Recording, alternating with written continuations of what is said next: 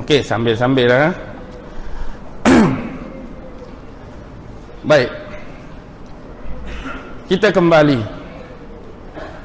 Kita tengok hari ini, untuk mereka menjayakan agenda mereka. Contoh kita kaitkan tadi Freemason dengan Illuminati dan penyembah-penyembah syaitan. Dia start zaman Namrus. Kita tahu Namrus bin Kan'an bin Kush bin Sam. Namrus ni cicit Sam, cicit-cicit Nabi Nuh lagi. Sebab lepas peristiwa banjir besar memang tak ada golongan lain dah. Anak beranak Nabi Nuh tu jahat ada. Mari hak jadi baik ke, hak jadi soleh ke, hak jadi jahat, hak jadi toleh pun itulah dia. Dan termasuk ialah Namrus bin Kan'an bin Kush bin Sam. Baik, salah satu kehebatan Namrus ni kalau kita tengok, dia ni ada kehebatan dari sudut architecture, dari sudut seni bina. Sebab dia antara pembina Menara Babylon. Dia pembina kuil Marduk hak hebat yang dipenuhi dengan dewa-dewa pada zaman dia. Dia juga pembina kota Nineveh di Assyrian Empire. Dia juga salah seorang ahli astronomi. Dia juga ahli astrologi. Dia juga pencipta ilmu palmistry, horoskop tu yang berasaskan 12 bintang.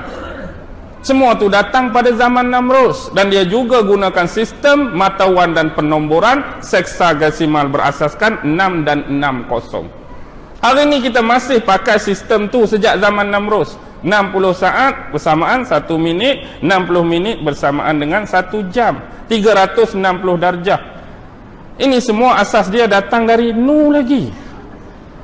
Sebab Namrus arkitektur yang hebat, ahli seni bina. Sebab itu teras ini melahirkan Freemason, pembina-pembina yang bebas.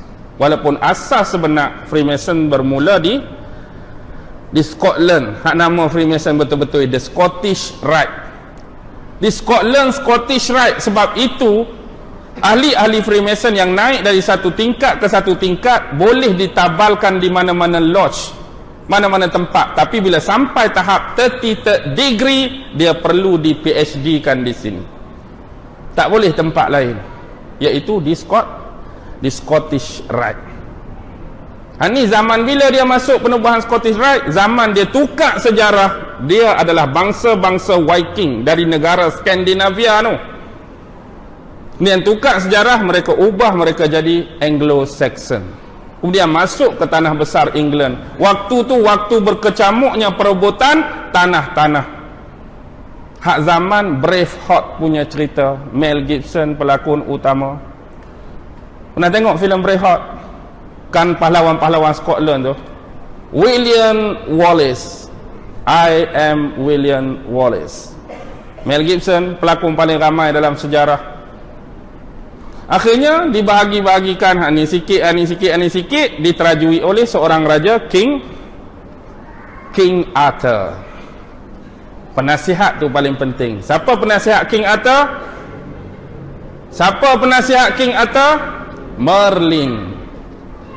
Merlin, watak Merlin paling penting. Merlin dia boleh hibernation 2 dimensi. Ingat, siapa Merlin? Who is Merlin? Dialah yang menjadi pengasas dan pembina Stonehenge di Salisbury. Batu-batu hak tinggi tu. Batu tu ada struktur apa? Untuk ukur sistem pergerakan matahari. Bawah tu ada apa?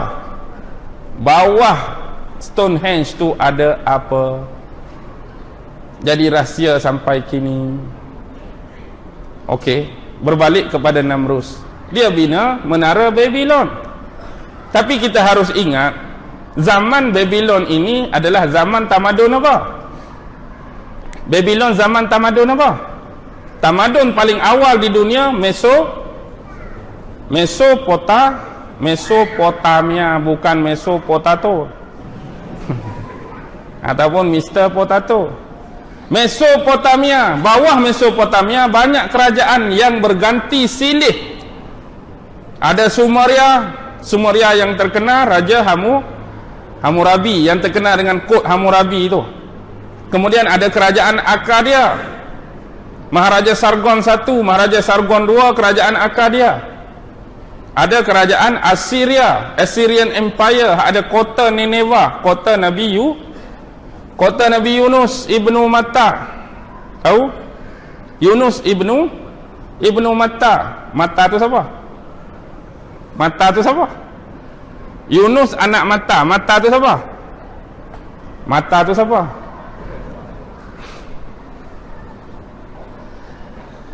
Dua orang Nabi, satu-satunya yang dibenkan dengan nama mak, Isa ibnu Maryam dan Yunus ibnu Matta. Matta tu bukan nama bapa, nama mak Nabi Yunus.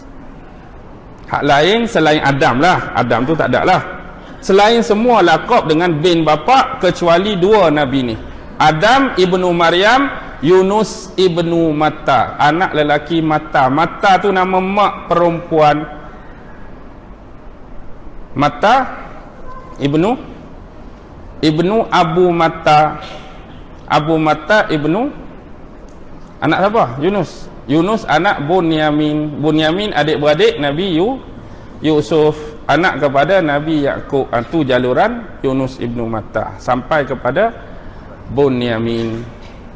Baik, sekarang kita tengok tu kota dia. Sebelah tu ada Empire Aram, bangsa Iram. Bangsa Iram ada 3 Nabi. Sebelah Assyrian Empire tu Nabi Zulkifli. Bapa Nabi Zulkifli siapa? Bapa Nabi Zulkifli Nabi apa? Zulkifli bin Ayub. Seorang lagi Nabi Ilyasa. Nabi Ilyasa. Ini mari ikut keturunan mana?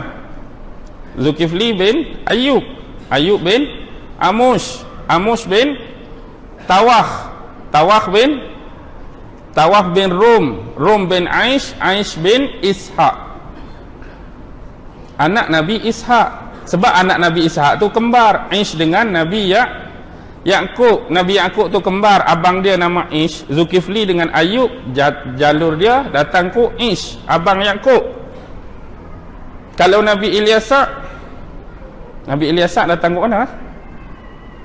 Ilyasa bin Akhtub. Akhtub bin Syu'lim bin Afraim bin Yusuf. Okey. Anak Nabi Yusuf 3 orang kan? Manasih ni hak hilang rekod daripada orang Yahudi. Hak dia duk cari ni keturunan Manasih. Orang Yahudi duk cari sampai ke timur, sampai ke Nusantara lah ni keturunan Manasih Nabi Yusuf hilang dalam rekod. Siapa keturunan Manasih sekarang? Hak nombor 2 tu nama dia Syu'lim. Nama Afraim, silap. Afraim. Anak kedua Afraim. Anak yang ketiga perempuan Misha. Jadi Efraim tadi anak nombor 2, ada 3 orang anak. Dia sama macam Nabi Yusuf, 2 lelaki, 1 perempuan. Hak nombor 1 nama Nun. Hak inilah jaluran tadi, Yusha bin Nun bin Afraim bin Yusuf. Hak nombor 2 Syu'lim, datang kok Nabi Ilyasa bin Akhtub bin Syu'lim bin Afraim bin Yusuf. Nombor 3 Rahmah. Rahmah siapa? Isteri Nabi Ayub. Dia kutu-kutu tu. Dia kena tulis. Kalau tempat lain saya tulis habis Adam sampai Muhammad. Dia punya sambungan-sambungan, senang nak faham. Baik, situ ada benda penting tu. Situlah tempatnya masjid di Dimash. Masjid Dimash di dalam Aramian punya empire dulu. Tempat tu Masjid Dimash tu ada satu menara tempat katakan Nabi Isa akan turun di akhir zaman. Tu dalam Aramian Empire. Kaldan bawah sekali sebab Nabi Ibrahim tu kampung dia Ur Faddam Aran. Bangsa dia bangsa Kaldan dalam tamadun Babylon punya sekali dengan Namrus. Jadi Namrus punya dia nak menyatukan semua wilayah tadi pada zaman dia. Dia duduk di Babylon, biar orang Sumeria duduk bawah dia, Akkadia bawah dia, Kaldea bawah dia, Assyria bawah dia, Aramia bawah dia. Dia nak menubuhkan OWG. Apa dia OWG? One World Government. satu kerajaan yang bersatu di bawah ketamadunan Babylon. Dan hari ini anak cucu dia bekerja keras untuk menjayakan misi tok dia Namrus dulu. Cuma dia tukar nama, hari ini NWO, New World Order. Apa sebab mereka serang Iraq? Apa sebab mereka serang Baghdad? Adakah semata-mata kerana nak jajah? Adakah semata-mata kerana Saddam? Adakah semata-mata kerana peluru berpandu? Adakah semata-mata kerana minyak? Ataupun di situ adalah Iraq adalah Babylon lama, dan hari ini dia tukar jadi Babylon baru di bumi Amerika. Pertukaran itu berlaku di mana? The Great Seal. Duit dolar, lihat kod dia MDCCLXXV1 bawah 1776. Itu adalah kod penomboran sistem 660 seksagasimal zaman tamadun Babylon lama kepada perubahan Babylon baru Amerika kepada sistem penomboran berasaskan 10.0.6 darat 1110 akan keluarlah 1776 penubuhan Amerika. Penubuhan Amerika, itulah kod dia 1776. Dan begitu juga Illuminati ditubuhkan pada siapa yang tubuhkan Illuminati? Adam Weishaupt, di mana? In Stuttgart, Jerman, Bavaria. 1 hari bulan Mei 1776 Illuminati ditubuhkan. 1 Mei 1776, dan hari itu kita diberi cuti. Fahamkah kita untuk siapa kita bekerja sekarang?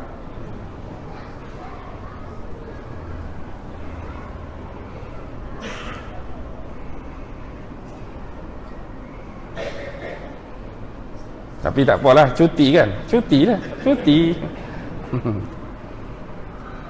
Lepas tu dia bergabung dengan Freemason. Bila bergabung dengan Freemason, memang agenda mereka sama, tapi perancangan dan pelaksanaan berbeza. Akibatnya penggabungan ini melahirkan apa yang dikatakan sebagai 8F. Tahu 8F tu apa? F yang pertama, faith, kepercayaan dan akidah. Mereka akan kikis ini daripada orang-orang Islam. Kikis akidah, rosakkan agama Islam. Sebab dia tahu bahawa Nabi Isa akan turun dan bunuh siapa? Bunuh Dajjal. Jadi sebelum Dajjal kena bunuh, dia siap-siap bunuh Nabi Isa. Dia ingat Nabi Isa dah kena bunuh dulu. Sebab dia dah baca Taurat, dia dah baca Injil, hak akan bunuh Dajjal Nabi Isa. Yahudi ni buat perancangan campur dengan Maharaja Rom zaman Palestin Byzantine Timur, bunuh Nabi Isa. Oh, dia ingat dia bunuh Nabi Isa tu, Nabi Isa tak turun dah. Tapi dia tahu tu cuma pembohongan, nak tipu. Lalu dia tukarlah akidah orang Kristian masa ni.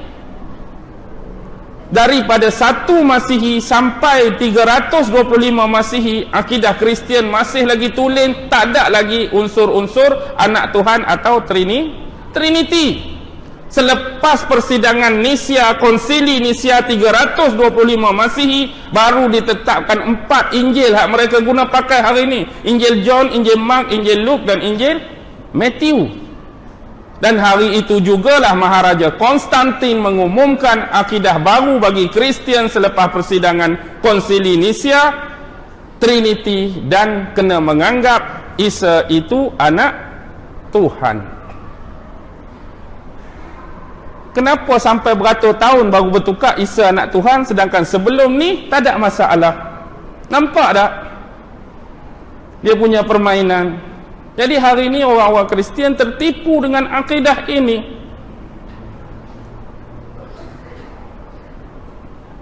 Tapi orang Kristian pun duk tunggu dah Nabi Isa turun. Yahudi KO terus dah, bagi dia Nabi Isa dah mati. Bagi dia rasa selesa dan selamat. Dajjal sudah tidak akan dibunuh lagi, sebab Nabi Isa tak nak turun dah, Nabi Isa mati. Tapi kita dua agama besar samawi, Kristian dengan Islam, duk tunggu. Yang jadi beza tang mana? Yang jadi beza bagi kita, waktu orang nak bunuh Nabi Isa dulu, pandangan Islam, Nabi Isa diangkat Allah, nanti akan turun. Orang Kristian yang disalib tu dah memang Nabi Isa, tapi dia meninggal 3 hari, kemudian Allah hidupkan balik, bertemu pertemuan terakhir dengan sahabat dia, kemudian Allah angkat. Angkat sama angkat, tapi kita angkat terus, rupakan hatu orang lain. Kristian hatu pun dia, hak mati pun dia, hak bangkit balik 3 hari pun dia, hak naik pun dia, hak turun pun dia. Tu saja beza. Sebab nanti nak turun di mana? Nanti nak turun di Masjid Dimash, Masjid Umayyah. Tahu tak apa sejarah tapak masjid tu? Zaman tu zaman siapa? Aramia, 3000 sebelum Masihi, zaman Mesopotamia. 1000 sebelum Masihi, di situ ada kuil untuk memuja dewa Haddad, dewa badai, dewa petir. Zaman tu zaman dewa kan, 1000 sebelum Masihi. Kemudian bila berlalu zaman tu, 1 Masihi, 1 abad Masihi ke atas sampai 400 tu, dibina kuil Temonos, dia panggil, untuk sembah Tuhan Jupiter. Sebab abad pertama sampai ke-4 Byzantine Timur dah masuk. Byzantine Timur siapa? Orang-orang Rom. Rom dia bawa ajaran Hellenistik dia. Hellenistik Rom, ajaran dia berteraskan pagan kuno Yunani Greek, percaya pada dewa. Salah seorang dewa dia percaya siapa? Jupiter. Jupiter lah duduk dalam kuil Temonos tu. Tempat tu, tempat mana? Tempat tadi ada dewa Haddad. Sebelum tu kuil tu runtuh, bangun kuil Temonos, sembah Tuhan Jupiter. Dia banyak lagi dewa dia, 12 tu lah. Apollo pun dia, Zeus pun dia, Hercules pun dia, Athena pun dia, Saturn pun dia, Jupiter pun dia, Hades pun dia, Poseidon pun dia. Segala makneka dewa, tapi salah satu Jupiter, sembah situ. Sampailah masuk ke-4 Masihi, abad ke-4 Masihi, dah dia bercampur Hellenistik dia dengan bila dia mari sini, agama Kristian tengah berkembang. 4 Masihi, Nabi beranak berapa Masihi? Nabi berapa? 20 April 570. Nabi beranak 20 April 571, tak beranak lagi. Ni baru abad ke-4, 400 lebih. Maknanya agama Kristian tengah naik. Campur dengan Hellenistik tadi, mereka pun menganut. Tapi menganut pun agama pagan Yunani kuno, campur Rom mereka, digarap. Garaklah unsur dewa, unsur Trinity dia tu. Trinity zaman Nuh lagi, Namrus. Namrus kan, mak dia tu, Namrus ni kahwin dengan mak sendiri. Mak dia tu mengandung. Konon-kononnya tak ada lelaki yang membuntingkan dia, mengandungkan dia. Dia kata dia mengandung sendiri. Wanita ajaib, dia dakwa. Bila dia mengandung, beranak kepada siapa? Namrus. Namrus tu anak, tapi bila Namrus besar, Namrus tampan, Namrus kacak. Jadi bila orang-orang perempuan nak dekati Namrus, mak dia pun cemburu. Pada duk dapat orang lain, dia kahwin dengan Namrus. Namrus kahwin dengan mak dia. Jadi automatik dia tu anak, dia tu suami. Lepas tu Namrus meninggal. Bila Namrus meninggal, sedihlah kawan ni. Tapi bagi dia, jasad Namrus saja, tapi roh Namrus masih terus hidup. Sebabnya dia tengok apa? Dia tengok satu kayu yang mati, tiba-tiba di celah kayu tu tumbuh pucuk baru. Kayu tu dah mati, dia tengok kat taman dia tu tumbuh pucuk baru. Dia pun datang idea bahawa yang jasad Namrus cuma mati, tapi roh Namrus masih tetap hidup. Akhirnya pokok ni besar, jadilah pohon evergreen. Pohon evergreen. Tiap-tiap 25 Disember, roh Namrus tu akan datang letak hadiah di pohon evergreen tadi. Roh Namrus datang. Pasal apa 25 Disember? 25 Disember tu tarikh lahir Namrus. Hari ni untung tarikh lahir tu, sebab kita dapat cuti sekali lagi. Jadi Namrus bawa hadiah. Hari ni tukar watak tu jadi Santa Claus. Sebab tu ada kartun, budak tanya, Pakcik Santa ni mitos, Pakcik Santa legend, tapi pasal apa Ayat-ayat dalam Injil, ayat-ayat dalam Bible, tak ada satu pun cerita pasal Pakcik Santa.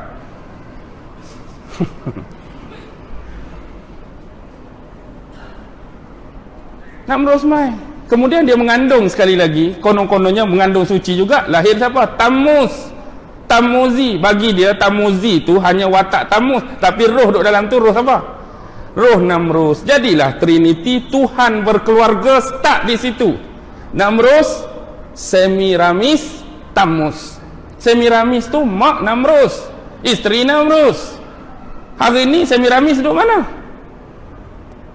Semiramis duduk di New York, sikit punya besar, pegang buku sebelah, pegang oboh sebelah. Statue of Liberty, itulah Dewi Semiramis, bini Namrus, mak Namrus. Siapa kata cucu cicit Namrus sudah lenyap, sudah hancur? Tu ada lagi. Siapa yang buat tu? Bukan Amerika, Perancis yang buat, bagi hadiah dekat Amerika. Statue of Liberty tu Semiramis. Apa makna obor tu? Api tu. Api tu roh Namrus yang sentiasa bercahaya, roh Namrus yang sentiasa hidup memerhatikan dunia sekarang. Roh Namrus masih memerintah dunia. Tengok dalam filem Trista Columbia, perempuan kan pakai baju putih tu, Sony Picture Production tu, tu pun sama. Kemudian dia tukar watak-watak ni, nama lain tapi merujuk kepada Semiramis. Salah satu watak Easter. Easter, faham tak Easter? Cherry Easter, tahu Cherry Easter tu? Nak bagi ejaan tu, nak bagi tahu ejaan Easter tu lah, hari Easter kan dalam Kristian. Easter tu bahasa Inggeris. Easter juga kalau Inggeris dia panggil TER, kalau TRE tu dia panggil Anglo-Saxon punya bahasa. Kalau Ishtar, Babylon punya bahasa. Kalau Ashtaroth, itu punya Hebrew punya bahasa. Kalau Astarte, Greek Yunani kuno. Easter ke, Esther ke, Ishtar ke, Astaroth ke, Astarte, semua merujuk kepada Semiramis. Tukar nama. Ratu Astarte ada depan kita, ada di mana-mana. Kadang-kadang kita masuk, duk minum. Kepala Semiramis, kepala Ratu Astarte. Duk mana Ratu Astarte? Starbucks tu lah. Starbucks tu lah Ratu Astarte. Siapa? Semiramis. Lenyap ke, hilang ke, ada di mana-mana. Hak ni lah yang kita nak duk ceramah, kita duk kuliah ni. Simbol dia, lambang dia ada di mana-mana. Dan kalau kita tengok tradisi lain di Asia, Cybele dengan Dayos, benda sama. Di India, Dewi Dewika mengandung suci juga, dapat anak Dewa Krishna. Mana Dewa Krishna? Kalau Dewa Siva hak bersila Trisula mata tiga, ulak senduk, tu Siva. Kalau hak bulatan macam joget tu, tu Vishnu. Kalau Krishna hak mana? Duk tiup seruling. Kalau hak kepala gajah, hak tu Ganeshan. Adik-beradik dia hak okey, Subramaniam. Banyak lagi Tuhan-Tuhan dia. Iswara, Kubera. Lepas tu hak kepala monyet tu Hanuman. Hak ni. Tapi falsafah dia cukup. Kita ada guru kawan-kawan, kita tanya apa makna ni? Dia kata makna dia cukup tersirat. Sebenarnya nak bagi tahu beza antara peniup dan suara yang ditiup. Peniup tu siapa? Peniup tu siapa? Bagi dia peniup tu hak atas sekali lah. Tapi suara hak ditiup tu tak berhuruf, tak bersuara. Hak ditiup tu masuk pada telinga-telinga manusia. Tu dia punya falsafah. Peniup tu, itulah. Tapi suara yang ditiup tu tak ada huruf, tak ada suara. Orang dengar, masuk. Ada beza peniup dengan suara yang ditiup, suara yang terhasil. Peniup lain, suara yang ditiup lain, suara yang terhasil dari seruling juga lain. Biarlah, tu dia punya falsafah, dia punya teori agama dia. Lepas tu sampai kepada siapa? Mesir.